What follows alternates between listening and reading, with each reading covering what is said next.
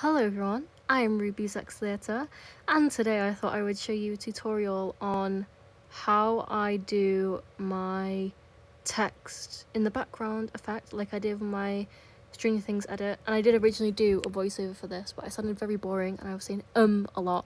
So I'm doing it again and I'm gonna go into depth a bit more. So all you'll need for this is a text, a clip that's easy to mask, and I'll go into that further in a bit. And also the ability to mask and multi-layer, which I think you might have to pay, I'm not 100% sure, but also optionally have the ability to transform, which I think you also have to pay for. So I'm just going to go and choose my clip, and then I will be back with the rest of the tutorial. Okay, so I'm back with just a clip from Stranger Things, really simple. I've just put velocity over it to make it a tad slower, which is optional if you want to do that or not, depending on what kind of edit you're making.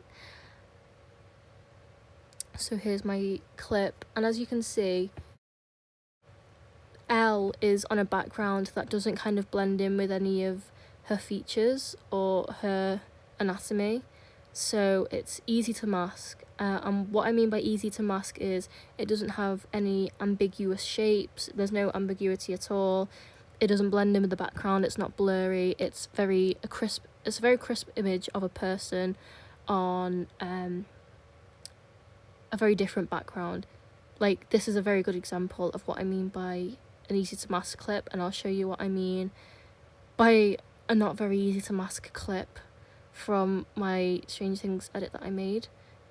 Like here, where it would be hard to mask because Steve and Robin both kind of blend in to the background and it's a bit ambiguous and blurry, so Videostar wouldn't be able to pick up Steve and Robin because they can't see their silhouettes properly, if you know what I mean. So make sure you choose a good clip to mask. Anyway, back to the usual broadcasting. First thing we're going to do is we're going to go into multi-layer and we're going to create the typing effect that I did on my edit. So really simple, just type your text out on multi-layer. So I'm just going to put hello because I didn't know what to think of. Choose your font. This is the one I used. It's from DeFont. It's called Zabal Demo. It's just called Zabal, I think. And then it's up to you where you want to space it and size it, but make sure there's gaps on the side because you'll see later why we need gaps on the side. But there, wherever you want it, you can always move it about later on. And at the start, you're going to want to put it at 0. And then say the word hello comes in around here, that's where you're going to want it to cue in at 100% opacity. And then depending on how long you want the fade, you're going to put it back to 0. So if you don't want a long fade, you're going to want to put it closer to where the word comes in, if you know what I mean. Closer to where the 100% opacity is. And then I'm going to put another word just for an effect. It's up, as I said, it's up to you where you want to have the words, and how big you want them. This is just for the sake of the video. Okay, so make sure you go to options and show the layers, and always put it to 0 at the start, and then say YouTube comes in around here. That's where you're going to cue it to go in, so make sure you put 100% opacity. And then where you want the fade to start, you're going to put 0% opacity. So you see the little gap in between the two bars there, that's the duration of that text's cue and how long it's going to take for it to fade in, if that makes it any easier. So then we get this effect. And I feel like that was pretty straightforward. You can also get QR codes that do the same, but I like to do the work here. And then this is very optional, but you can go to transform, and I like to put a bloom on my text to make it stand out a bit more. So you just go to transform and bloom, and then adjust it to however you want, and then press create. It might take a while depending on what device you're editing on. So there we go, there's our bloom effect. And then this is where you have to listen properly. Multi-layer, first layer you're going to put your desirable clip. So for me, that is this one. On the second layer, we're going to put our text that we've just created. On the third layer, we're going to put our clip again. So it's like a sandwich where you've got your clip, your text, and your clip. Make sure it's the same clip on both layers. So on the second layer where our text is, we're going to go to colour and search blend BG. I already have it starred. And just have it on the first one.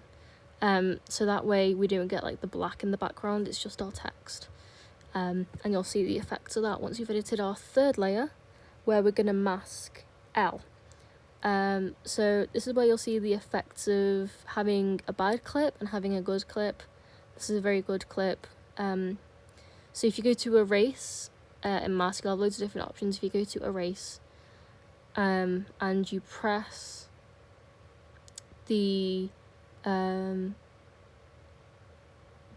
magnifying glass, sorry, I had to think then, the magnifying glass on the side there, and look, if the clip you've chosen isn't working out for you, you're finding it difficult to mask, and it doesn't move around a lot, you can just press the 3 bars at the top, and it'll make it a lot easier for you. Hold on a minute. Yeah, a mask person. Now as you can see, it just makes one continuous mask, and for me it doesn't work because L moves a lot in my clip, but if your person or your object doesn't move around a lot in your clip, feel free to use that option. I use that a lot because I use velocity on it, so it doesn't really move a lot. However, if you want to make it advanced and it does move around a lot, press the squirrel on the side, so it's like the 4 layers, and then press mask person in all frames, and this will make lots of different masks on lots of different frames like this, so it moves with the person, if you know what I mean. And that way it just looks better, and it works a lot better, and the text actually looks like it's behind the person. So then we have this effect, and it's pretty cool. And if you go to layer 2, you can move the text around as much as you want. There's the effect of blend BG and what it looks like without blend, so make sure you have that, otherwise it won't work properly. And then move your text around, put it wherever you want, size it up, size it down. This is what my finished product looks like.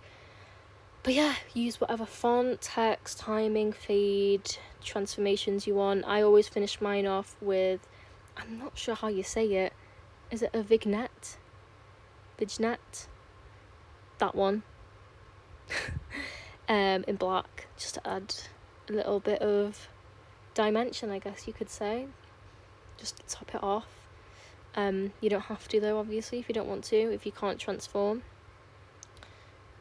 And yeah, you can use whatever you want, but my number 1 tip will always be to use an easy to mask clip. And you know, it's a skill you learn when you edit for a while, it just takes practice. Anyway, I hope you enjoyed the video. If you did enjoy the video, please like, subscribe, comment. Who's your favourite character from Stranger Things? I think mine would have to be Steve or Nancy. But please subscribe if you like the video, and comment what you want to see from me next. I'll enjoy looking forward to all your comments, and thank you for 100 subs. I really appreciate it, and goodbye.